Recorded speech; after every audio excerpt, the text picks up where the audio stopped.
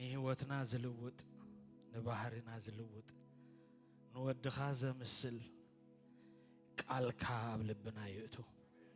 دليتنا نسخا بينخاخون بقويتا بيسوس كريستوس نغرات كام مسعب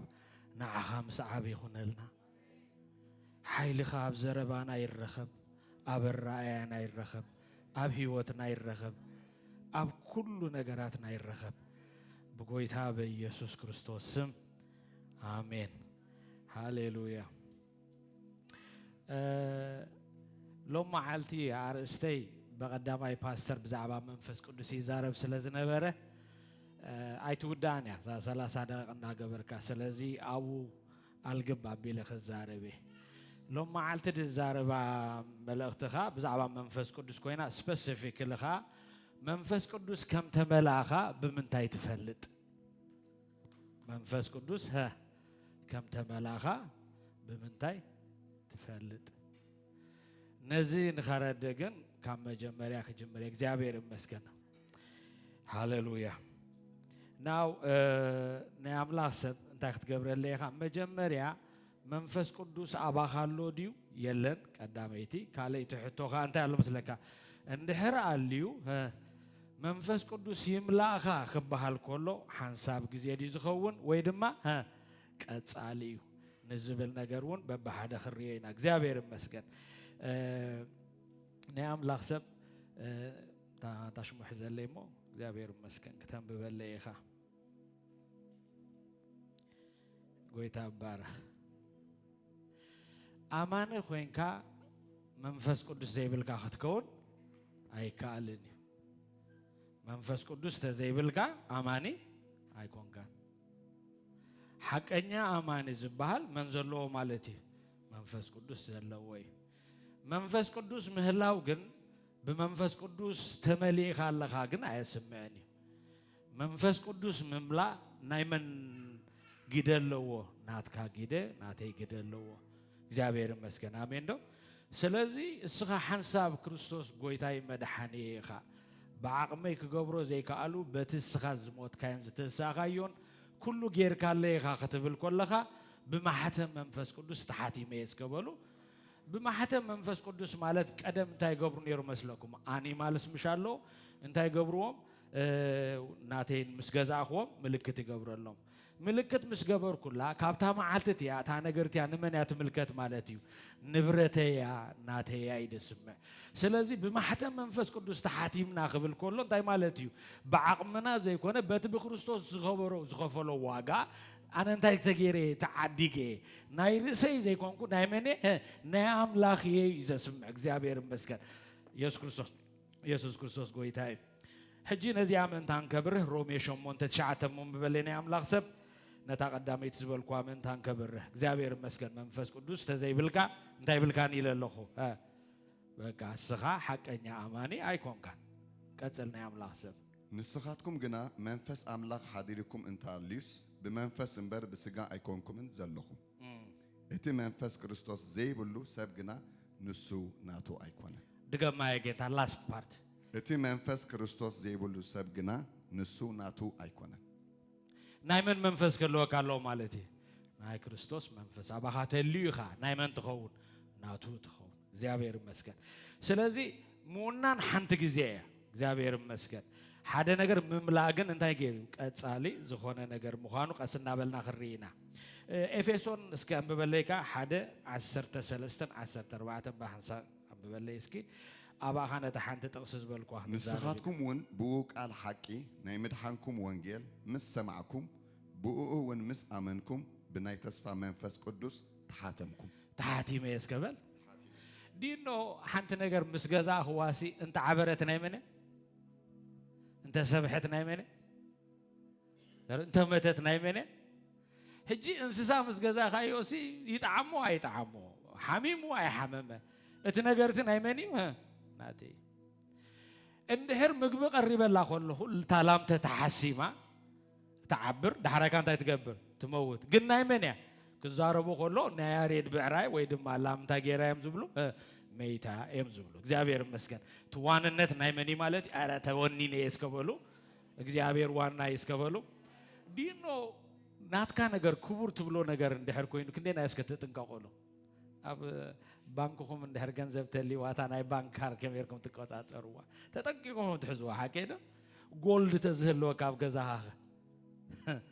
ቮልት ገለ ጌርካ ሓትእትዋ ሓቄዶ ዋይ ተልካኒ ክቡርካ እንታይ ሓትገብሮ ማለት እዩ ናይ መን ስለ ዝኾነ ናተይ እግዚአብሔር ንዓኻ ክርኢ ኮለስ እዚኣ ናይ መን ይብል ናተይ ናቱ ንዝኾነ ኻ ክትንክፈሉ እግዚአብሔር ኣይፈቱኒ እስኻ ናተይ ኢኻ ይብል እግዚአብሔር ይመስገን ሃሌሉያ ናው ከመይ ጅታኔ ክስሑት እንታይ ማለት እዩ ብመንፈስ መምላት አኻለይቲ ፓርቲ ሕጂ እስከ ብመንፈስ መምላ ማለት እንታይ ማለት እዩ መንታን ክትርዳና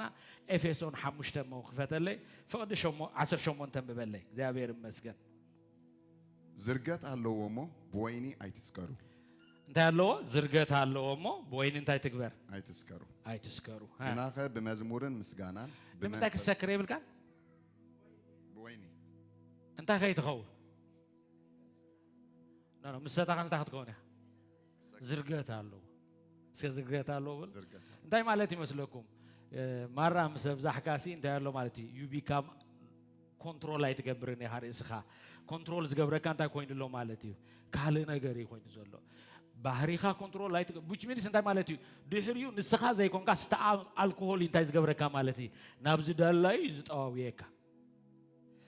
ልክዕ ከምኡ ከም ዝኾነኻ ንስኻትኩም ብምንታይ ተመልኡ ኢሉ ግናኸ በመዝሙርን ምስጋናን በመንፈሳዊ ቅኔን ብልብኹም ንጎይታ እናተቀኔኹምሉን እናደረስኩምሉን ንሓተትኩም እናተዘራረብኩምን መንፈስ ይምላኩም ሕጂ መንፈስ ይምላኩም እስከበለለይ ባይ ዘ ወይ እንድሕር ተጠንቂቕካ ርኢኻያ እቲ present continuous tense ተጻሒፉ እንታይ ማለት እዩ ሓንሳ ተመሊኻ ተወዲያ ማለት ኣይኮነን እንታይ ክትምላእ ኣለካ ነናሻዕ بخمي خاتم الله خا قال يصلنا الله حكيدو اوكي حجي باي ذا واي كل تنغر كرداكم منفس يتملاسب كل غزي انت ያለው እስከ ምስጋና አለው ሐቀ ሐጎስ አለው بزعبات زمولو አምላክ አንተ ይገብሪ ይዛረብ ሐቀዶ በተሐደኻ እንተ ዘይተመሊኻ ለኻ ክትምላኻ እንታይ ትገብር ማለት እዩ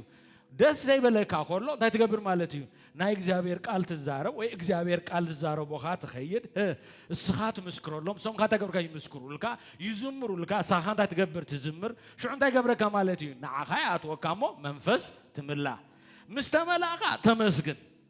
ክትምላኻ እንታይ ትገብር ማለት እዩ ተመስግን ስለዚህ ክልጥዩ መንገድ እንታይ ዝኸውን ማለት እዩ ሞር ክትምላ እንታይ ክትገብር ያለካ ማለት ከተመስግን ክዝምር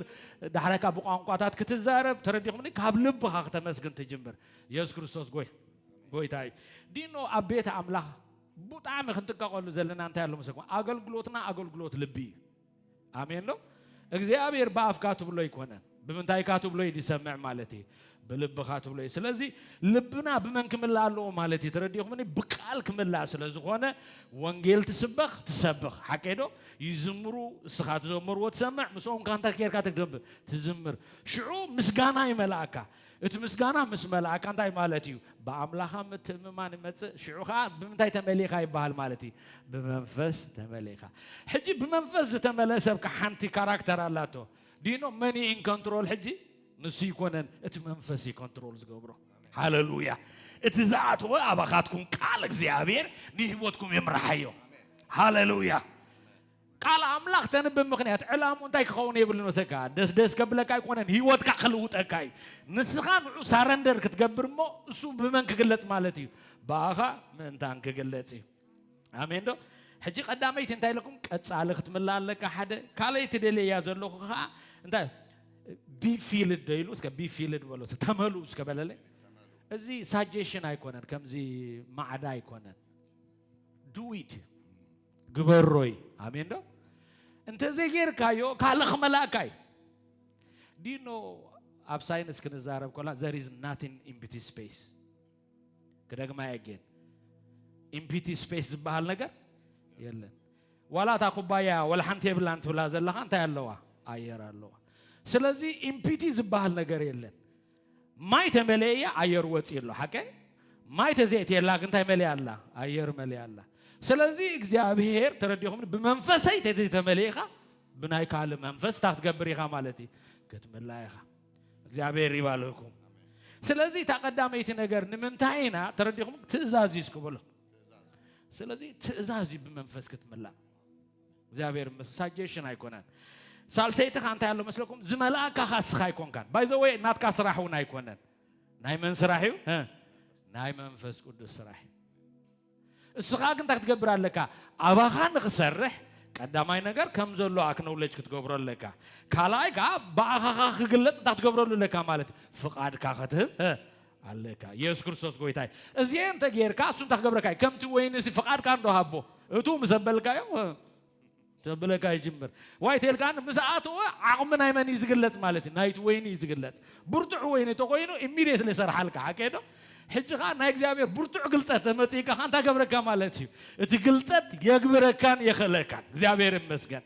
እስኻ ግን ታለው መስካ ንኸስራሕካ አንታ ትገብራለካ ማለት እዩ ልብኻ ፍቃድ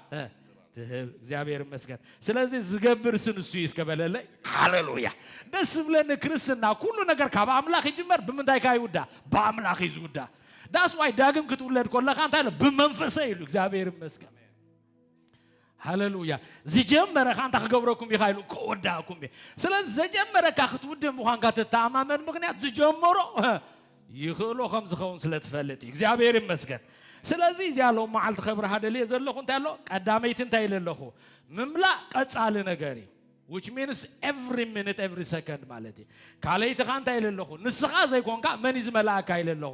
እግዚአብሔር ባዓሊ ይዝመላካ ይለለኹ ሳልሳይ ካንታ ይሎ ትእዛዝ እዚ ተዘጌርካ አሲ ብኻለ ክትምላእ ኢኻ ሎ ማዓልቲ ብኻለ እግዚአብሔር መምላእ ይኾነልካ ሎሚ ዝቃልና ተዛረብኩ ኮልኹ ኣብ ህይወትካ ለውጥ ይምጻ አቢ ካዝ ነበረ ነገራት ብትስጥስ ይበል እግዚአብሔር ይስተመስገነ ይሁን ዲኖ ምምላ ማለት ከመይ ከም ዝርዳኒ ሞባይል ስለ ዝርዳና በሞባይል ገረህ ተቀመ እጂ ሞባይል ምሻላ እጂ 100% ምልእ ተብላሞ ሽዑ ተጠቀመላ ከጅምር ኮላ አንተ ተከብርት ይጅምር ክትጎድል ተጅምር ግን እናተ መላኻ ተመላ ማለት እንታይ ማለት መሆን ፈልጥ ካለኻ ፕላግ ትገብራ ፕላግ የርጋስ ተጠቀም ስቲል ክንደይ ፐርሰንት አላስከ 100% ካብሉና አምላክ ሙጻ አይኹነልኩም አብህሉና አምላክ ክትመላለስ ኮለኻ ህሉውኑ ናምታ ገብረካ መስለካ በቃሉ ይመርሐካ በመንፈሱ ይመርሐካ እግዚአብሔር ይመስገን አብቆኑ ዘበለ መንገድ ይመርሐካ ዳስ ዋይ እንታለው መስለካ 100% ኩሉ ጊዜ ተጥቆ ፉል እግዚአብሔር ይመስገን ስለዚህ እናተ መላኻ ተመላበሉ እንጣሃ ዘሎ ዳስ ዋይ እናተ ዘራረብኩም ስንታይ ግበርኩም ይሉ መንፈስ ይምላኹ እግዚአብሔር ይመስገን ስንታይ ግበርኩም መንፈስ ይምላኹ እግዚአብሔር ይመስገን ህጂ እንታ ክንገብሪና መስለኩም مش عنتو انتای لكم نيرو بوين انتای تكبروا يلو زرقة سلازلو عاي تسكروا يلو بمنتای دايلو بمنفس ها سخروا يتو بوينت مالتي هجي نتاصرنا خنزاربينا قداماي ነገር በታናይታ መስተምቦ ጀመረ lost control to alcohol ኩልንትና ካነ መን ይብካ ያለኻ by the way ሰኺሩ ጓልካ ሀበን ዝበለካ ስንታይ ይለሞ እንዳይ ስለዝገብር መስለካ እቲ ሒዝዎ ዝጸንሐ ፍርህድ ይገለጣ ገበረሎ ፍትሕ ስለዝብለሎ ናይ ልቡ ዘሎ ይዝትርጎ ሓልካ ድሕር ከፊዎ ኣሎ ብዛኻ ልክዕ ካስማዓካሻ ሓቢ ወንዝ ነበረ ኩለን ይወፅእ እዚ ኩሉ ዝገበረስ መን ይተይልካስ አልኮል ስለዚህ አልኮል ኮንትሮል ምስገበረልካሲ ኮንትሮል ከገበረካ ዘይትዛረቦም ነገር ታትገብር ትዛረብ ትጅምር حكيدو سلازي من كنترول غيركا بتعامي اگداسي እግዚአብሔር ይመስገን بناي منفس كنترول ويدما انتاي مالتي خاز مسلكا بن منفس قدس تاي مال درسخا سارندر مغبار شو املاح بمن كغلص مالتي باها كغلص اتي الكحول تاي غبركا مالتي شو يا لب خازلخون توصي غبركا ازي ناي منفس قال مساعت وخا نمن رسخانا املاح كتوفي يغبركا يسوع كريستوس غويتاي امين دو تي الكحول እንዳይ በቃ መስለካ ፋንታዚያ ይበቃ مش حጉስ ጉስጉስ ይብለካ ከሚጽጽ ትብለካ ግን እንዳይለው አርቲፊሻሊ ንግዚያው ይሰራ ሐቀዶ ናይ እግዚአብሔር ዝሆነ ግን እንዳይለው መስለኩም ሱፐርናቹራል ጆይ እስከ ሱፐርናቹራል ጆይ በሎ ባይ ዘ ወይ ተገሪፎምሲ ሕሰቦ 30 ሻዓተን ጫዕ ብለማ ሐቆኻሲ እና ተሐጎሱ ናብት ሕብረት ከዱ ክብሉها خلص كم يقرك تحጎስ 30 ሻዓተን ቀሊልካ ከመሰካ ቀሊጦም የምብታሽሙ ገሮም ዝገርፉ ካዘለው አመከራ ሁላህ ከተሐጉሰካ ዝኽል ናይ መን ማለቲ በናይ መንፈስ ቅዱስ መምላ ጥራይ አሜን ነው ጎይታ ኢየሱስ ጎይታ ከምዛ ዓይነት ኣብ ህይወትኩም ቢገለጽ ኩሉ ነገር ሽርብሩ ቢሉ በቃ ዋላ ገንዘብ ዓሪቡ ሰባት ዓሪቦ ማሃ ተጎዳዴኻ ብዝተፈላለየ እዚ በቃ በአምላኽ መድኃኔ ባብለኒ ዲኖ ሓደ ነገር ካባኻ ክውሰድ ዘይክል እስኻ ናይ መን ኢኻ ናይ ኣምላኽ ኢኻ ኣምላኽካ ናይ መን እስከ ናተይ ስለዚ ኣስሎንጋስ ሂዝ ዊዝሚ ተረዲኹምኒ ዘገድሰኒ የለን ኢየሱስ እንታይ ኢሉ ኩልኩም ገዲፍኩም ንኽትከዱ ኢኹም ኢልዎ ኣቦይክና ኩሉ ግዜ ምስ መን ምሳይ እዚያታ ክርስትና እግዚአብሔር ይመስገን ኣብ ኩሉ ግዜ ንእግዚአብሔር ዘመስግኖ እንታይ ለምስገን ናይ ነገራት ኣይኮነን ክንደይ ሃፍታማት እኮ ብድኽነት ዝሳቀየሎ ብውሽጣዊ ድኽነት ክንደይ ካንታ ኣሎ ዝተፈላለየ ነገር ኣሎ ድኻ ኮይኑኻ ብኩሉኻ ዝተሳቀየኻ ኣሎ እሱ ታሽሙ ይኮነን እቲ ቀንዲ ኣገዳሲ ኣብ ምንታይ ዘተኮረ ኩነልና መስለኩም ኣብ ኣምላኽ ዝከበለለይ ሳልሰይትኻ መስተን ምንታይ ሰቲ ሰብ ካድም ኢሉ እኳ ፀገም የጓንፎሞ ነታ ፀገም ከረሳስዕ እኳ ከረሳስዕ ኢሉ ሰቲ ሽዑን ንጎሆ ተስፋ ክብል ይጅምር ሃሰስ ተበለ ገንዘቡ የለን ሳልሳይ ብተወሳኻ ቶም ፀገምካ ዓይኖም ኣፍጢጠው by the way ትፈልጡ ዶ ሰባት ካብ ርእሶም ዝሃድሙ ተረዲኻኒ ናብ ሰብ ዝኸዱ ተረዲኻኒ ውሽጦም ዘሎ ቻሌንጅ ፌስ ክገብሮ ስለ ዘይደሊ እኳ ሓቄደ ሎም መዓልቲ ንመንፈስ ቅዱስ ሕሊፍካ ሃቦ ሓደ ልክ ኦርጋናይዝ ገይሮ ኩሉ ነገር ካላይፍካ ቢዩቲፉል ገብረልካ እግዚአብሔር ይመስገን ስለዚ ቴምፖራሪ ዝበካቲ ስኬፕ ማለት እዩ ናህና ግን እንታይ ያለው ሰው በመንፈስ ቅዱስ ከሆን ከሎኻ ኢተርናል ሪያሊቲ እግዚአብሔር ይመስገን አሜን ነው እንዳይ ዘላለማው እንታይ ዝበካ ትሩዝ ይዝበካ እግዚአብሔር ይመስገን ሃሌሉያ ዳሕራይካ እቲ ናምንታይ ዝመርሕ እስኪ ዝርገት አለው ወስከበሉ ዝሩግ ትኸውን ማለት እንድሕር ግን ናይ መንፈስ እንድሕር ኮይኑ ግን እንታይ ገብረካ መስለኩ ናምንታይ መርሐካ ናብ ወርሺፕን ንእግዚአብሔር መመስጋንን ይዘብጻካ አሜን ነው እግዚአብሔር ይመስገን ዳሕራይ ገልቢጥና ክንሓተኒና መንፈስ ቅዱስ ተመሊኻ ዲኻ ኢለኻ ሓተካ ምስ ሓተትኩኻ በዜን ክትምልሰለይ የለካ ሓቄዶ ጎይታ ኢየሱስ ጎይታ እዞም ዝብሎም ዘለኹ ሰዓባኻ ኣለው ድዮም የለዎም ቼክ እንገብሮም ኢና ግን ኣብ ሓደ ፖይንት ንኺድ እስከ ናይ ኣምላኽ ሰብ بمنفس عند حرت مليخا دقة ملي كاب عسرت شعته سكاب إسران حدن إفسوني نهجي تمليسنا لنا حموشته كاب عسرت شعته كساب إسران حدن عم ببلي زرقت على ومو بويني أيتسكرو جناخه بمزمورن مسجانان منفس أو قنين بلبهم نجويتا النات أنهم لون النات درسكم لون نحات هدكم النات زراربكم منفس يملاكم نأملاخن نبون سلا كل نجار بسم جويتانا يسوع كريستوس كل ساعة إن أمسكنكم مو نحاد حدكم بفرحات كريستوس الزوجاتكم. ريخا والله الزخلو فرخ متسي مالت بمنفس عند حرت مريحك هج قسيلنا مون راين اسك كلنا ولا تنبلن دسم بلن اسكن بلن ها زرقت على ومو بويني أيتسكرو جناخه بمزمورن مسجانان بمنفساو قنين بلبخم نقويتا النات أنهم لون إننا درسكم لون نحاد حدكم إننا تزراربكمن منفس يملأكم. اسك منفس يملأكم. زملاء كم قد تزاري بدي تزاربه. حنت بوينت خاخ تزاربه. اسك نام من كده اللي مثلك كمل لا ساين أبزيا. منفس يملأكم مسبلا قد سلام ودحن دحرة كان أبت حنت خيدي ها. شو قد الله. نلاخن نبون سلخلو نجار. بسم قويتانا يسوع كريستوس. سلام ده. سلخلو نجار. تكبروا. عمس جنوام. كسلك عشوقه. نحادكم بفرحات كريستوس الزوجاتكم. ريهم نحادكم بفرحات كريستوس الزوجاتكم. هجي ناب الناس ناب جا قرب مستوى حرتب الله أخوينك الزوجات كونك.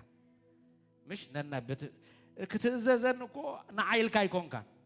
بمن ده؟ أم ببايجين. نحادكم بفرحات كريستوس. which means نتعاوش تخازن لو كريستوس أخبيره نتايز قبرك زكا. ترى هني السخاخات الززني أنا بوصل زخونك يكونن نفرحات كريستوس which means إتعاب خازن لو كريستوس نتاي بمقبار مالتي respect بمقباري زابير مسكن داس واحد بروحان حواتي عبيت عمل حجي بتعم عقداسي تنقاق زلي أنا قرنت على مسكن كتريو كلها بدخام النتو بزلوا situation بتزوجان فوق نجار أيتراي وسب سبزي سخاون كوب بزتفلالي مالكو نجارات يجوان فكالله حكينه حنت نجار كتريو دلكا زي أنا نايقوي تاي مسبلة إما ترفع نقول سبت خونه ونسجم يبلين كريستوس أبو تاريخاسي ريسبكت عليك زابير مسكن ولا كتحجزوا قلها بريسبكت يزخون كم زاس تقابي تخون ما تايم زيهم قالنا بلكا خون يبلون تبو زلخا نتا أبو زلون تايخا مش الله تزهب سنعم نمن يزبيلو نعم لا سلز نعم لا كتب كل خمايل كما هبكايو you would give respect زابير مسكن كتبوا كلهم بريسبكت هابو እግዚአብሔር ካخبوكم كله بمታይ كون لكاي مالتي بريسبكت كل ጊዜ ዝመጻካ ከምትን خالوت ስኻት ገብሮ ዘለኻይ እግዚአብሔር ይመስገን باي ذا واي ተነኽኒኻ ትብል ዘላ መዘከርኩ ሓደ ጊዜ አሜሪካው ሰባኽስ ናብ ከሄዱ ናብ ካናዳ ናብ አውስትራሊያ ከሄዱስ ሽዑንታይ ተጸቢ መስይልኩም واي በቃ ካብዞም ናይ አሜሪካ ሰባኽት ውጪ ለስኪ ናይዞም ዓዳ አውስትራሊያ ሰባኽ ሰምያ ኢሉ እና ተጸበየ خلاص ውጪ ኢሉስ ምን ሰባኻይ ነርሻ ማዓልቲ ካብ አሜሪካ ዝመጸ አይ ኢሉ በቃ ቡሽቲ ታይ ማለት እዚ በቃ አና ክስበኽ ዝመጻኹሲ ናይዛ ዓዲ ግልጸት የኸሰምዕ መጽ ነረ ኢሉሲ እና ሓሰበ خلاص ሽዕስ ናቱ ግደይካ ኮይንስ ደይቡ ዝኾነ ነገር ተነኽኒኺ ዝበቃ በሎ ተነኽኒኺ ዝዋበካ Do you know what happened? شعور سخاخ سب خيلو ديب يبلالوسي حمسة زخونه أفتقد بيسي يقولون إن حلو زارو بكا ديسترب جيرمو سبكت ودي بسبلدتي فاستر سمع عنده زوم حمسة بزياز دور سنتين أمريكا يعني تنقني زوها بكا سلازي زوها بكا من دانك تسبق لكا تهبون تايقون لكا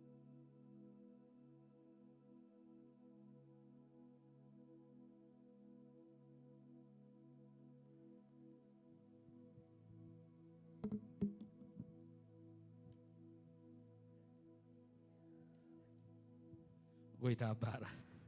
هاليلويا تنخني خي زواوك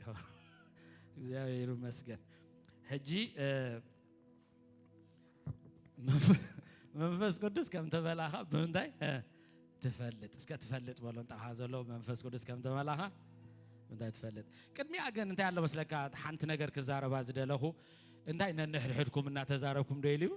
منفس اوقنا ان تقانكم ديلي بلن شو انت يملاكم منفس يملاهم مشيلو سلازي منفس زملاك انتاي مالت بقالات يبولون تاخازلو داس واي يسوس كزارب كلخو زن قالاتاي زين تايلون منفسين تاكايلو هيوتين እግዚአብሔር ይመስገን ናይ ሰይጣን ካ መንፈስዩ ግን እንታይስ ካ ሞትዩ ረግሞለኩም ስለዚህ ኢንዳይሬክትሊ ስፒኪንግ ቃል ተሰምዖ ወይ ተዛረቦ ዘለካ እንታይ መንፈስዩ ግን እንታይ ያለው ማለት ወይ ሞት አለው ወይ ድማ እንታይ ያለው ማለት እዩ ህይወት አለው ናው እስኪ ናብ ኢዮብ መውሰደኒ 30 ክልተን ካብ 18 አባ እንታይ ይሉሎ እስኪ ባይ ዘ ወይ ቶም ሰለስተ ዕሩኹ ንመንሽሙና ተዛረቦ ኢዮብና ተዛረቦ ትሚሉ ይሰምዕ ጸኒሑስ ኣብ መጨረሻ መልስሲ ነው ብሎ ሓቀይዶ እዚ ወዲ ክሰምዕ ጸኒሑሲ እንታይ ዳ መልስ ዘይትህቦ ኣነስ ዕድመ ጥበብ ድዛረብ መሲልን ነይሩ ኢሉ ኖ ግን ኮም ይኮነን ኢሉ ሕጂ እንታይ ኢሉ መሰኩም ቃላት መሊኒ ሞ ኢሉ መንፈስ አውሽጠይ ኮይን እንታይ ጋሩ ከም ሕቱም ወይን እንታይ ጋሩ ይድርኸንሎ ሕጂ እንታይ ማለት ይመስል ቅድም መንፈስ መምጹስ እንታይ ክትምላ አለካ ማለት ቃላት ክትምላ አለካ ሕጂ ቃላት ብትምላካ በምታይ ከም ዝበልኩ ኳ በስብከት ክኸውን ይክሰብኩ ኻኾን ክዝምሩ ኸውን ክዝምር ኮላኻ ኸውን ይኽእል ሓቀይዶ እዚ ክትገብር ኮላኻ እንታይ ክትገብር ዘለኻ መንፈስ ትምላ እግዚአብሔር ይመስገን መንፈስ ምስተመላኻ ሽዑ እንታይ ኣሎ መሰኩም ዘረባኻ ኖርማል አይከውንን ድራኸ ዘለዎ ይዝኸውን ሽዑ ክዛረብ ሞ እንታይ ገብር እስከ ከስተንፍስ በሉ ምስ አስተንፈሰ አስተውዕልኩም ዶ ሓንቲ ነገር እትዘስተንፈሰስ አበይ ዝነበረ እስኪ አውሽቱ ዝመለ ስለዚህ ብዝመሎ ዓቅሚ እንታይ ገይርዎ ማለት እዩ ሰቢኹ ምሰበኹ እንታይ ኣሎ መስክ አእምሮ መንሽው ለዊጥዎ መጀመርያ ምሱ ምርኻብ ኮይኑሉ ዳሕራይ ምስ መና ራኺቦ ምስ አምላኽ ስብከት ክሰምዕ ኮለኻ ካብ ሰብ ሕሊፉ ምስ እግዚአብሔር ዘራኽበልካ ይኹነልካ ሃሌሉያ ብሩኻን ኣሕዋተይ እመነኒ ዝኾነ ስብከት ምስ መን ከራኽበካ ክእል ኣለዎ ናአምላኽ አኽብሮት ክህበካ ክእል ኣለዎ እግዚአብሔር ይመስገን ስለዚህ እንታይ ገይርዎ መስለካ መጀመርያ ምሱ ተዛሪቡ እስኪ ደው በል ኢልዎ ተዓጠቕ ኢልዎ መንዳ አልካ እስከ ምስናይ ክብሪ ጽድቅን አምላኽ እስከ ተወዳደር ኢልዎ ምስ በሎ ሕጂ ትሕቶ ምስ ሰባት ምውድዳር ገዲፉ ምስ መን ኮይኑ ማለት ምስ አምላኽ ጻድቕ አይኮነን ክብል ክደፍር አይከልን ሓቀይዶ ሽዑና ተዛረቦ ምስ ቋረጸስ ሽዑ እንታይ ነው ኢዮብ ካብ መን ገዲፉ ማለት ካብ ተዓርኩ ገዲፉ ምስ መን ምዝራብ ጀሚሩ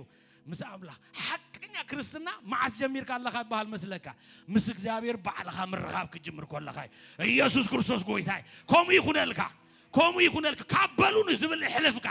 زابير سمسكن يكون ناوت حجيتا ذا بوينت تزاربكوا مخنيات منفس ملائكة كل جزء بمن داي مسلكم بتزاربوا قالن بتزاربوا قالن آمين ده that's why كاب زيتكم قالاتن حساباتن እግዚአብሔር ይባለካ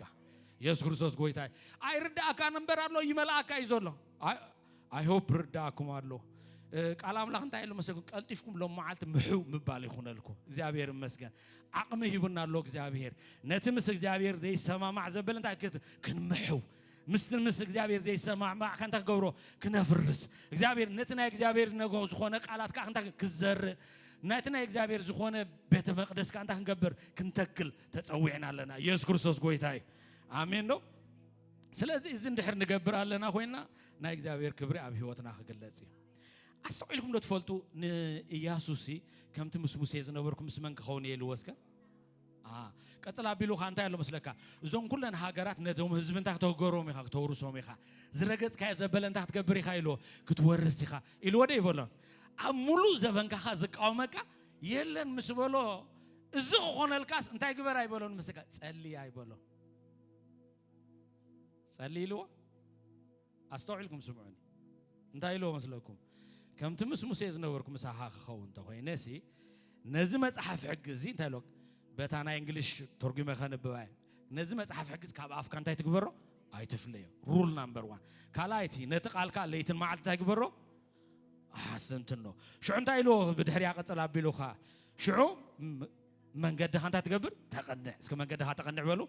زغبر كاي زبلخ انت غبرك كسلطكاي سلازي حقኛ ጸሎት እንታይ ማለት አብ እግዚአብሔር ቃል እንታይ ምግባር ማለት ሜዲቴት ምግባር ምስልሳሊ መሕሳቢ ምዝራቢ ተማለደ ምስገሊዮም አብገሊ ተዛሪ በነረ ዲኖ ዝኾነ ላንጎጅ ክትማሃር ተደሊኻሲ መጀመሪያ በመሕሳብ ዲኻ ትጀምር ወይስ በምዝራብ بمزرابي ذاس واحد جي حدش لانجوج تماهير كاتخون كان انت بلا بلوخا بكا مو حجي قول حزخون كاي خويد يسمعك حدش لانجوج تماهير سلاز فلز نوركو دينو مجمريا حسب بابا تولاي بلوخانيو بلا يمز بلوخا نمنتاي تيل كان ولا قال عد كنمهرهم كلنا مجمريا حدا تدمر حدا صباح نغو تقملو سلاز خون كا غليلنا غليصنالو اغلصنالو قداميت انت يلنايو حدا تبلو كلته تبلو ترجمو سلست كساعه حسابات سقع متى يزاتو مالتي ابرسو سازاتو سلازي منفساو عبيت بايزوي تشعو كمان حنت زبلكم تاي نيرو ابزي حنت ነገር ስተዛርኩ ናኹምካ እስኪ ቃል አምላክ ተንብቡ ከለሁም ድቃስ መጻኩም እስኪ ናይ ሓሶት መንፈስ ኢለኸ ይወቅዕ በሉ ኢየሱስ ክርስቶስ ጎይታይ ድቃስ የምጻልካ ተሊ ልክዕ ከም ዝግበር تقدمي تستيج سلازي رد كان يزدك سكازولو اجندا تقبل لك حمت قلعه حسبو يكون كان بولو يخاتبلو حدا كلته حجي خبل كله خو دقاس ممصاكم حجاب زعاويلنا تزاربو ايكون عاويلك قال املا تزاربو ابصدعت زلول زحر ابصلال تخلو زخل نامبو عاويلك انبو تنبو زلخا خن منسك نرسخاس كبلله شو انت تقبرخا منفس كتملايخا يسوع كريستوس غويتاي شو انت كخلقايو نغزابير كان تاخت مسغانا ختوصيخا شو تزاربو قال كامنتاي زوصاي مات كاملات لبي زو وصا قال كسلط ناي قدنيو يسوع كريستوس غويتاي زسلط قال ابو وشتا يرخب አጀማምራቅን ከምዛ ዝበልኳይ ሜዲቴሽን አይኮነ እንድጀምር እንታይ መጣ ተዛረቦ እግዚአብሔር ይመስገን አማስ አምድቃስካ ምሰብ ኮለኻ አብ ኩሉ ነገራትካ ተዛረቦ ይኻ ከድካ አንብቦ ይኻ አብ ዘዳግም 6 አውሎኩም ተዛረቦ ንስኻ እንታይ ግበር ይልዎ መሰ ነዚ ቃል እዚ እንታይ ግበሮ ሰካ አምድቃስካ አምድሳኻ ሹ እንታይ ሎም ምስ ኮፊልካ ኮለኻ ምስ ደቅኻ አብ ኩሉ ዝኸድካ ቃል በተቃል ተዛረብ ሹ እንታይ ገብረካ መሰ እትቃል አመንካ አቱ ይመስለካ አውሽትኻ ብሩኻን حواتي መንፈሳዊ ዓለም ወይ ድማ መንፈሳዊ ውግ ትዕወት ማዓሲ قال مسمز ملاك أتراي ኢየሱስ እኮ ዲያብሎስ ክስዕሮ ከሎ እኮ ተረዲኻ እንዲ ትማላይ ራኻዮ እንዲኻ እግዚአብሔር አቦ ወደይ ክብለን ኮላ አይቦሎን እንታይ ኢሎ መስካ ጽሑፍ ኢሎ እግዚአብሔር መስከን እንመን ይኮት ገይሩ መስከን ዘዳግም ማዓሲቲ ሆቴል ካኒ ኢልዎ ደጊምዎ ሹዓም እንታይ አትይስከ አውሽጣቱ ቡ ገይሩ ኻ ለዲያብሎስ ታር ስፍራ አብሩሱ አሲንዎ ሎማዓልት ዲያብሎስ ስፍራ አብሩሱን ክስ እንድሕር ደሊኻ በዚያት ጅምር ቃሉ አውሽኻ ምብዛሕ ይኹነልካ ሽዑ ቡ ገይርካ ተሰይፈ ሓዊው ቡኻት ወቆ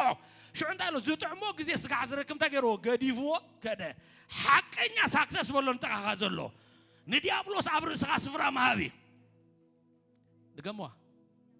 نديابلوس عبر سكع أنت مالك سفرة ما هبي أنت مالك مثلك حساباتو أبا خزر أنت مال مخلا مالتي كده يا جماعة يجي يسوع تعويته دو ديابلوس مسفتنو سكع تعويته تبلو ريخ موت عم زازي لنا ده لا تاسك زي عيدك حفت بالك هجي ترديهم أنا ها سعيروي بخم يجن سعيروه تلك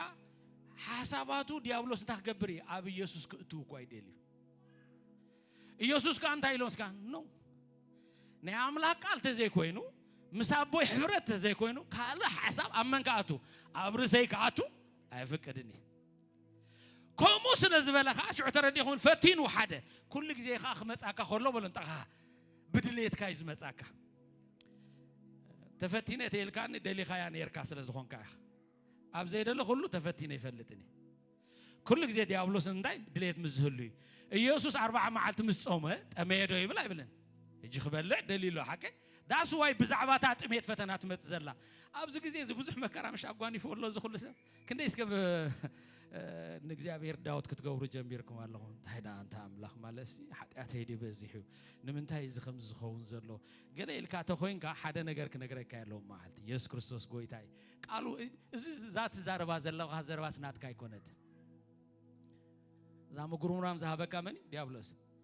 زنبرنا املاخي ولا مدربدا يحلو انزدليو املاخي كمن شمو تزارب كم تأمدر بدرنا نبرو خلو ترى دي هوني ما يدسته زي بلو خلو من شو دايلون سلكا إيراب نمايات ذا كم تكبر كم تنافق أنا قلنا نعم ما يزي يكون نافق نمن نافق الله سك نعخي نافق الله وين عنافق مسكا نسخات اللي خان تايلو أمدر بدرنا تاي تكبري خا ما يتفلق خا أبتميز الله تاي تكبري خا سك من ناتزني بخا سلازي سخات اللي خا كله نجار تاي أقولي زابير مس شو عندي تجمر مسكانات تجمر زابير مسكان توقر عمره زلق أزقال زي عوشت آخر نزلوا أنت حسب ما بتلك زلوا كونتاتن سبعة زبالو خا أبرز خا يا توم متأي خا بقى خمس دبنا متأي خا هلونا أملاك كم زي كل تصل كم زريعة كراي نايك زابير هيكونن ولا كان له خلهم نت عزوات حسبي خا زابير مسكان دينو بروخان حواتي مستوى على عندهم يكفت ريهم لهم حجي قال كأتوقع خلون تاي قبرك أي مالتي نديابلوس أبيوت كان تهسنو سفرة بايزو وي حنت نجار كنجاركم إيه ديابلوس حسب أبرصها تتزكيلو كعوة الكاي كلني بليمي انت هاي بنسلكم بزعبا من شو خزارب كله من شو يسوع سحته يهودا دارس حساب إتيو نبرة يزبل دحراي كان تاي قبروس قبل أتوه يبل حكيدو كسحته أتوه حجي مجمري حجي ديابلوس تقدم يتسرح انت حساب دينو نيوسوس كومبليتلي قدفون تاي لوسك زتعمو زي سقع زركبسي حدي جوا كده سلازي ديابلوس قديفو كان مخارز بهاللقان يبلون علاموها نايمن حساب كتو مالتي يسوع كريستوس قويتاي داس واي مملا زلي كاتلو بقال املاح مسرت تزيت مليخا بنايمن كملاكاي مالت بناتو مليكا بايزو وي كاب جنة زبارو رومكو ديابلوس ايكونه كداك مالكم ناي ديابلوس حساب ابومي كاب جنة زبار حساب كابلو من الحر اباي سرحني اسكبلله كم قال لي زوري قط آتيو خان تعالوا مسلكم ممحوك خوني مفراسك خوني إخزابير مسكن قال إخزابير كتزارو كل خير دا كان لهم برتزري كوي خازر لخا مش تزرايس كزرو وتصديلون تزراي كاو تايلو ود سبيلو حكيتو تقبرسك بروخان حواتك على املاح عولك كتزارو كل خير دا كان لهم بر اوشت خان تا كتقبز لخا تزري خاد لخا صباح نغو فرهت بولعو تتقبر لخا تزري خازر لخا يسوع كريستوس غويتاي امين دو غويتا بارا سلازي إتا مزازار بعدله يسوع هجي وقع مسجدفوس ملاأخت متيم تاجبروا ويبرسكه تسويعهم دي ويس بعلم متيه قويتاي يسوع قويتاي ندي أولو السفرة أخت كله خلها أنت لون سلكه ها نايك جابير ملاأخت تاجبروا خاجمرو كقال قلوها يجمرو كملس كله دس بلنا خاسي بمنفس تدريخون دي وات إني راح كملس كله جن بحيل منفس تمل سيبل ዲኖ ኖሞር ኢየሱስ ምን ማለት ትቃል እንታይ ነው ሰከው ተፈቲኑሲ አቡ ሲዒሪ እግዚአብሔር መስገን በርባ መዓልት ተሳገሩ ነገር 40 ዓመት አይወሰደልካ ሎም መዓልት ነገር ካለኹ መውጹ መንገዲ ቃሉ ይበለው ቃሉ ይበሎን ተኻዘሎ ቃሉ እንድሕር ተሰንትና ኣለኻ ኮንካ ቃሉ ኣብ ህይወትካ ንግስነት ክህሉ ወይ አሜን ዶ ጎይታ ኢየሱስ ጎይታይ ስለዚህ ምስምምላ እንዲና ነዛር ዘለና እናስተውዓልና ንስማ ናይ እግዚአብሔር ቃል ተዘይ መሊካ ናይ መን ቃል ከመላካይ ማለት ጎይታ ኢየሱስ ጎይታይ ሕጂ ናይ አምላኽ ሰብ እንታይ ግበረለይ እስከ ከመይ ገይረ ይፈልጥ መንፈስ ከም ተመላእኹ ንዝብል ነገር ተቀዳመይቲ ገላትያ 5:22-23 ብምንታይ ኢኻ ትፈልጦ ብፍረ ሕጂ ኣራንሺ እንድሕር ዘሪእኻ ኣለኻ ኮይንካስ ኣራንሺ ምዃናሲ ኣትሊስት ምልላይ ተሲንካ ድሓራ ብምንታይ ክትለልያ ፍረ ተረኺብካስ ርግፀኛ ትኸውን ኢኻ እንታይ ነይራያ ማለት እዩ ናይ ኣራንሺ ገረብ ነይራያ ስለዚህ ህልውና መንፈስ አባኻ ከም ዘሎ ካብ ተረጋግጸሉ መንገድ እንታይ ማለት እዩ ፍሩይ ዲኖ መንፈሳዊ ውህበት አለካ ጥንቃቄ የለና እግዚአብሔር ይመስገን መንፈሳዊ ውህበት ትንበ ሚስጥራት ትፈልጥ በቃ ናይ ሰባት ነገር በቃ ሁላ ማህመህካ ተውጽሞ ግን አባኻ ፍረ መንፈስ ቅዱስ ተዘይሉ ጥንቃቄ የለካ ለማዓልት ምስተዋዕል ዒንድኹም ይከፈት አሜን ዶ ህልውና መንፈስ ቅዱስ ሓደ ካራክተር ናይ መን ይዘት ወልካ ማለት ናይ ክርስቶስ አባኻ ዲኖ ናአገልጋል ጥራህ ይምልከትን ይዚ ዲኖ እንጀራ ከሳሲሲ بخمي تمريصهم اسكاز نغرني توم شو حتى مش تمريصهم باسم مسكونه اب ግብረ ሐዋርያ ዘሎ بخمي تمريصهم اسكا نغروني እንታይ ዘሎ ጥበብን መንፈስን ዘሎ بخمي ገረም ፈሊጣው ጥበብን መንፈስ ዘሎ በትነባብሮም ብሩሃን ሐዋቴ ኣብ ዝኾነ ኣብ መንፈሳዊ ተገልግል ተኾይንካ ቤተ ክርስቲያን ኩን ኣብ ደገ ንህዝቢ ሰርቪስ ትህብ ትኹን بمنتاك تملا عليك مالتي بمنفسن بتبب انت تكبر عليك تملا كتكل عليك سلازم مملا نمني مالتي نخلو سبي مالتي እግዚአብሔር ይመስገን አሜን ነው ሕጂግን እዚያ ከና እስከም በማሞ አንበበለይሞ እትፍረ መንፈስ ግና ፍቅሪ ሓጎስ እርቂ አቅሊ ለውሃት ሕያውነት እምነት ህድአት ያእክለን ምባል ሕጂ ተመሊ ኻዲኻ ኢለምሽ ሓቲተ እዚዮም አለው ዶባኻ ቼክበ ሊትመስ ፔፐር ብሎ አሲድ ዲቤዝ መፍለጥ ይትሓንት እዚያ ጎይታ ኢየሱስ ጎይታይ ሃሌሉያ ሕጂ እንድሕር በሐቂ እዞም ፍረዚዮም አባኻ ክህሉ ተደሊኻዮም ክልተ ነገራት አገደስትዮም ሓደ ኦቢዲየንስ ምእዛዝን ንክርስቶስ ዝመስል ዓይነት ካራክተር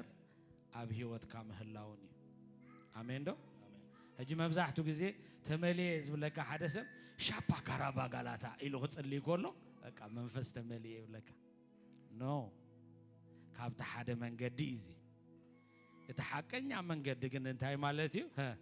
ብክልተ ነገር ሓደ ምእዛዝካ ካልኣይካ እንታይ ምግባርካ እቶም ፍረ ኣብ ህይወትካ ምህላው ግን እዚ ሕጂ ከይርዳእኩምካ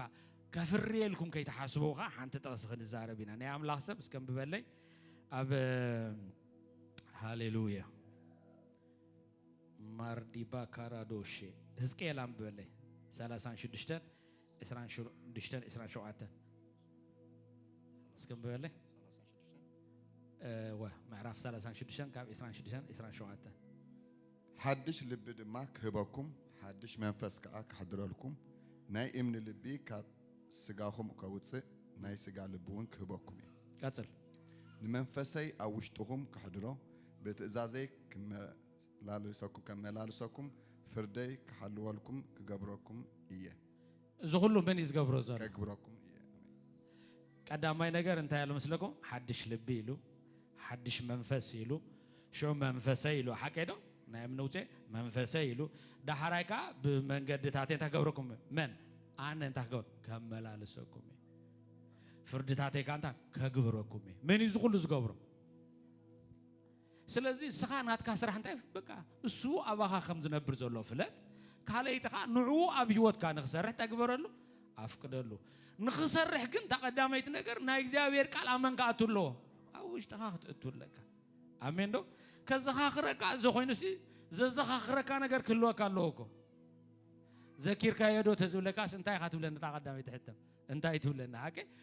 كذكرو زلك قديمه نغيرك تاخوينا كن تخبر مالتي يسوع كريستوس غويتاي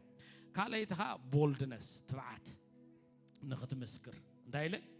ትብዓት ንኽትመስክር እስኪ አንብበለይ ግብረ ሐዋርያት 1:8 እግዚአብሔር ይመስገን ባይ ዘ ወይ እዚያ ዛጥቅስ እዚያ አንተ ወይ ዘንበብኳ ከይትርስዑዋ ልብኻ ሐዲስ ዝገበረ መኒ እግዚአብሔር ሐቂ መንፈሱ አባኻ ሐዲስ መንፈስ ዝሃበካ መኒ ንሱ ዳሕራይካ ንመንፈሱ ድማ አባኻ ዘተወ መኒ ባዕሉ ዳሕራይ ዘግብረካ ኻመኒ ባዕሉ that's why ኩሉ ካቡ ቡ ንዑዩ ጥራሕ get out of the way እስኻ ካብንታይ ካብ ቅድሚው ታለ እግዚአብሔር ይመስገን ዳዊቶም እዚያ ስለስተረዳቶ ንእግዚአብሔር ኩሉ ጊዜ አምንታይ አብ ቅድመይ ገይረ የለኹሞ ኢልዎ አብ የማነይ ስለዝኾነ እንታይ ገበር አይናወጽኒ ሽዑ ቀጺሉ እንታይ ኢሉ አብ 11 ምስራኹም መንገዲ ክመርሐኒ ኢሉ መንገዲ ህይወት ንክመር ክመርሐኒ ናምንታይ ካ በቃ አብ ቅድሚ ገጹ እንታይ ኢሉ ናይ ሓጎስ ዶ ኢሉ አብ የማኑ ካ ንዘላለም እንታይ ኢሉ እስከ ተድላሎ እግዚአብሔር ይመስገን እዚ ኩሉ ግን ካብያት መጽ መስጋ ሓንቲ ኩሉ ጊዜ ንእግዚአብሔር አምንታይ ካ ከም ምግባር እዩ አብ ቅድሜኻ ከም ምግባር እግዚአብሔር ይመስገን እስከም በበለታ መንፈስ ቅዱስ ናባኻትኩም ዝወርድ ግና ኃይል ክትቀበሉ አብ ኢየሩሳሌምን አብ ኩሉ ይሁዳን አብ ሰማርያን ክሳዕ ወሰን ምድሪ ምስክር ክትኮንኒ ይኹም ሕጂ ኃይል ዲ ቅድም መጪ ወይስ መንፈስ ቅዱስ መንፈስ ቅዱስ ምስ መጸ እንታይ ክትቀበሉ ይኹም ኃይል ክትቀበል ስለዚህ መንፈስ ቅዱስ መጪ ሎ ባመጸና አባኻትኩም ስለዚህ እንታይ ጌርካ አለኻ ማለት እዩ ኃይል ተቀበልካ አለኻ ኃይል ተተቀበልካ አንተ ክትገብር ኢኻ ማለት እዩ ክትመስክር ኢኻ that's why መንፈስ ቅዱስ ምስ ወረደሲ ጎይታ ኪዱ ስበኹም ባላድልዮ ማዕጾ ክፍት አቢሎም እንታይ ጌሮም ክጀብሩ ጀመር ክሰብኩ ብምንታይ ብትብዓት ፍርሃት ዝነበሩ ዝቀየሮ ምክንያት እንታይ መስለካ እቲ መንፈስ እንድሕር አትዩ እንታይ ተቀበል ኢኻ ኃይል ክትቀበል ኢኻ ኃይልኻ እንታይ ገብረካ ኢማ ተቡባ ዝኾነ መስካሪ ገብረካ ብፈውስን ብሞጎስን ይኾነልካ ከምዚ ይኹነልኩም ታቀዳመይት ነገርኮ በመንፈስ መልኢኻ ምህላውካውን አዌር ሙኻን የድልየካይ ማለት እዩ እግዚአብሔር ይመስገን ሳልሰይትኻ ክራይስት ሰንተርድ ሙኻን ማለት እዩ እንታይ ማለት እዩ አተኩሮኻ ኣብ መንጥራሕ ክኸውን ማለት እዩ ኣብ ክርስቶስ ዮሐንስ እሞ በበለይ 16 ካብ 13 እስካብ 14 በበለይ ምዕራፍ 16 13 14 እስከም በበለይ እቲ መንፈስ ሐቂ ምስ መጸግና እቲ መንፈስ ሐቂ ምስ መጸግና ንሱ ዝሰምዖ ዘበለ እዩ ዝዛረብ እምበር ካብ ርእሱ ኣይዛረብን እዩ እሞ ንሱ ነቲ ዝመጽእ ከፍልጠኩም ናብ ኩሉ ሐቂ እውን ክመርሐኩም እዩ ነቲ ዝመጽእ ከፍልጠኩም ናብ ኩሉ ሐቂኻ ክመርሐኩም እዩ ንሱ ካባይ ክወስድን ክነግረኩምን እዩ እሞ ንኣይ ከኽብረኒ እዩ ስለዚህ ናይ መንፈስ ቅዱስ ዕላማስ ንርእሱ ሰንተር ክገብር ኣይኮነን ንመን ከኽብር ማለት እዩ ንክርስቶስ ከኽብር እዩ ስለዚህ መንፈስ ቅዱስ አባኻ ተልዩስ ፍቅሪ ምስ መን ይዝሕዘካ ማለት እዩ ምስ ኢየሱስ ይዝሕዘካ አሜን ዶ ፍቅሩ መመሊሱ ይብዛሓልኩም እግዚአብሔር ይመስገን ሃሌሉያ ካለኻ አንተ ኢልና ያኔርና ቃሉ ምስትንታን ምስ ገበርካ መንፈስ ምስ በላአካ እንታይ ትኸውን ማለት እዩ አመስጋን ትኸውን እግዚአብሔር ይመስገን ወርሺፕ ኤፌሶን 5:19-20 ኣለኩም እግዚአብሔር ይመስገን ሃሌሉያ ሮሜ እስከም በበለይ ሮሜ 8:14 በበለይ ነው አምላክ ሰብ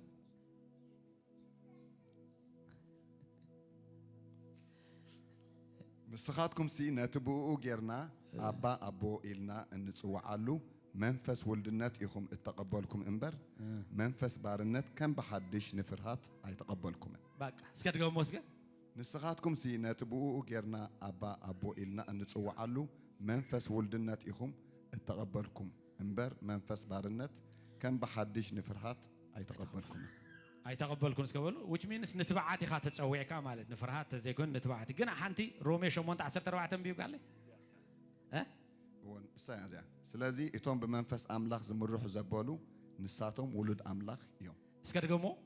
ስለዚህ እቶም በመንፈስ አምላክ ዝምርሑ ዘበሉ ንሳቶም ውሉድ አምላክ እዮም ክመርሓካ ተኾይኑ ከም ዘሎ እንታይ ትገብር ኣለካ አዌር ክትከውን ኣለካ ሃገዶ ሽዑ አዌር ምስኮንካ ንናይ መንፈስ ቅዱስ ምርሒት እንታይ ክትከውን ኣለካ ማለት ሴንሲቲቭ እግዚአብሔር ይመስገን አሜን ዶ ልብኹም ንናይ እግዚአብሔር ዝኾነ ሐሳብ አይትረር ንናይ ዓለም ንናይ ክፋት ዝኾነ ግን መመሊሱ ይትረር እግዚአብሔር ይመስገን ሕጂ በከመይ ካትፈልጥ በትናይ ምርሒት መንፈስ ቅዱስ እንታይ እናኾንካ ሶፍት እናኾንካ ትኸይድ ሃንደበት ክትበኪ ትጅምር አጓኒፍኩም ደደሉ በቃ ቃል አምላክ ምለ ምስበለካ ሓጎስ አምላክ ምስበላካስ በቃ ትገብሩን ትጭብቶን ጠፋካ ተበልካ ዋላ መውፃ ያቤካ በቃ ፍቁሩ በቃ አምዝ ከብለካ ንጎይታስ ዋላ ከሞተሉን በቃ ሬዲየስ ካት ብሉን ገብረካ እዚ ሁሉ ዝገብረካ ዘሎ እንታይ ማለት እዩ ፍቅሪ ጎይታ አምታይ ስካ ስለዘእቱ ማለት መንፈስ ቅዱስ አባኻ ክትእዘዙ እንታይ ገብረካ ሓንሳብ አትሪርካ ተዛረቦ ምስበለካ ሰብ አትሪርካ ተዛረብ ዋይ ተልካ እንታይ በሰብ ቆጽላ አይደልኒኻ ግን ምን ሴንሲቲቭ ስለዝኾንካ ማለት እዩ ንመንፈስ ቅዱስ ሴንሲቲቭ ስለዝኾንካ ዚያስ ከም በበላይ ግብረ ሐዋርያት 13:52 አንብበላይ ባይዘወይ ሓንቲ ጌጋ ብዛዕባ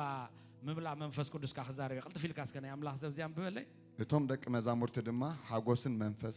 ቅዱስን መሉ ደን ማዕስ ለሊያ ዘላም በባ ንሳቶም ከአ ተጎጎ አጋሮም ነገፍሎም እሞ ናብ ኢዮቂም ከዱ እዚ መሰሳደድዎም እኮ ተረዲሃን ምጸልዎም መሰባረሩዎም ሲ ተጎጋ خد ንግፍ አቢሎም ሲ ተሶጊካሲ ናስሐቃ ተኸ ናይ መንፈስ እግዚአብሔር ተሊካ ካብታ ሓደ ኢንዲኬሽን ዳል መስለካ ንባዕልኻውን ትግርም እሹ ደለኹ ዶ ኢልኩም አይትፈልጡ አነ ሲዕሹ አለኹ መስለኒ እንታይ ማለት ምዃን ትፈልጥ ከምቲ ካልእ ሰብ ዝገብሮ ምግባር እንታይ ጌርካ ኣለኻ ማለት እዩ አቋሪጽካ ኣለኻ እግዚአብሔር ይመስገን ናው ተናገደስቲ መንፈስ ቅዱስ ምምላ ማለት ዘይኮኖ مش ትርጉም ንሕና ናሐስቦ ግን ዘይኮነ ነገር ከብርህ ቀዳመይቲ እንታይ ናሐስብ መስለኩም ሓንቲ ግዜ ጥራሕ ተጓንፍ መንፈስ ምብላክ እንደ ግዜ እጂ ቋንቋታት ምስጸለ በመንፈስ ቅዱስ ታገሬ ይብል ማለት ተመለ ኖ ነናሻ ያኻት ምላ ዘለካ ዝኽርዳና ኣሎ ካለይትኻ ብመኒኻ ትፈልጦ በቋንቋታት ብምጽላይ ጥራሕ ይኻ በመንፈስ ቅዱስ ከም ተመላኻ ትፈልጥ ኖ ብምንታይ ይኻ ትፈልጦ በፍረ መንፈስ ቅዱስውን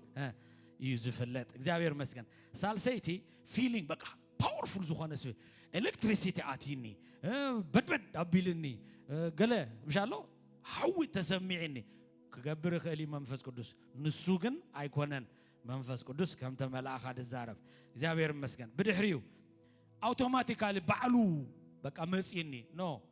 እዚ ዝንዛረቦ ዘለና እንታይ ይደሊ ምጽላይ ይደሊ ተረዲሃኒ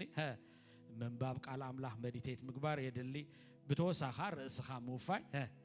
ይደሊ ኢየሱስ ክርስቶስ ጎይታዬ አሜን ነው ስለዚህ ምጽይሉ ዱብ ዝብለካ ነገር የለን መንፈስ ቅዱስ ክትምላ ንስኻ ንቃሉ እንታት ገብሮለካ ክዝምር ብምስካ እናቀጸልካ ኸውናሎ እግዚአብሔር ይመስገን ናው አብዚ ሕጅስ ከም በበለይ ካላይካ ንኹሉ አማኒ እስከ ንኹሉ አማኒ በለለይ ሓንሳብ ነቶም አገልገልቲ ነቶም ፖዚሽን ዘለው ጥራሕ ነው ንነፍስ ወከፍ አማኒ እንታ ከገብራለሁ በመንፈስ ከመላ አለው እግዚአብሔር ይመስገን በመንታይ ኻ መንፈስ ቅዱስ ከም ተመላኻኻ እንታይ ይለለኹ ብፍረ መንፈስ ቅዱስ በፊሊንግ ዘይኮነኻ በመንታይ ማለት እዩ ርእስኻ ሙፋይስ ርእስኻ ሙፋይስ ከበሉ ርእስኻ ምስፈወፈኻ ናይ መን ኃይሊ ይግለጽ ባኻ ማለት ናይ መንፈስ ቅዱስ ኃይሊ ይግለጽ ሕጂ ሓንቲ ነገር ክንገብር ኢና መንፈስ ቅዱስ አባኻ ተልዩ ካብታ ሓደ ዝገብሮኻ እንታይ ኣሎ ባኻ እንታይ ኣሎ መስካ ብዛዕባ መጻኢኻ የፍልጠካ ዴሊ በለን ስለዚህ ትንቢታዊ ዓለም ትጅምር ኣለኻ ማለት እዩ ካላይካ ናይ አምላኽ ህይወት አመን ይገብሮ ማለት እዩ አባኻ ይገብሮ ካላይካ ሐዋርያት ከይሰብኩ ኸማንሲ አብ ኢየሩሳሌም ጽንሑ ደይሎም አይበሎምን ዋይ ቢኮዝ እቲ ተዋብናዮ አሳይመንት بعقمنا زي كونه بمن يخون زخل بمنفس قدوس راح يزخون سلازي رايت ليفينج ويدما بزي حاتيات منبارون بعقمها خون هاي كلني سلازي منفس قدوس اوش تخانتنا غبركا ان عبيكا يزخي امين سلازي زوم فرح زي بالكا تخون كا تصقم يبلون طرح انت يغبر قالون دو مديتيت غبر تزاربون دو شو انت غبركاي نامس لارايو انت غبركا ان لوتكا كخيديو ኢየሱስ ክርስቶስ ጎይታዬ ስለዚህ መንፈስ ቅዱስ ባይዘው እዚያ ሞኸብላ ኦኬ ቅድሚ መንፈስ ቅዱስ ንዓኻ ምምርሑ ወይ ምሕባሩ ወይ ድማ ኃይሉ ባኻ ምግላጹ እታ ቀዳመይቲ እስከንታይ ህልውኑ መፍላጥካይ አሜን ነው እስከ ሁሉ ጊዜ ምሳይ እስከበሉ ዳስ ዋይ እንታይ ኣሎ መስለኩም ኢየሱስ ክዛረቦም ከሎ ሕጂ ምሳኻትኩም ኣሎ ድሓር ግን ምስመን ክኸውን እዩ ኣባኻትኩም ክኸውን እዩ ኣብ ብሉይ ኪዳን እንታይ ገብሮም ነይሩ ኣብ ርእሶም መፂኡ ፎር ዘ ገለ ፐርፐዝ ፈፂሙ እዩ ዝኸይድ ኣባና ግን ኣብ ውሽጥና ዘሎ ምክንያት ዕላሙ እንታይ ተይልካስ ልክዕ ንክርስቶስ ከም ስለካ እግዚአብሔር ይመስገን ስሩሕ ክገብር ግን ካባኻ ተድሊ ዘላ እንታይ ማለት እዩ ርእስኻ ምውፋይ እስከ ርእስኻ ምውፋይ በለለይ ጎይታ ኢየሱስ ጎይታ እስከ ክንትሰድሆን ጸልይ ሃሌሉያ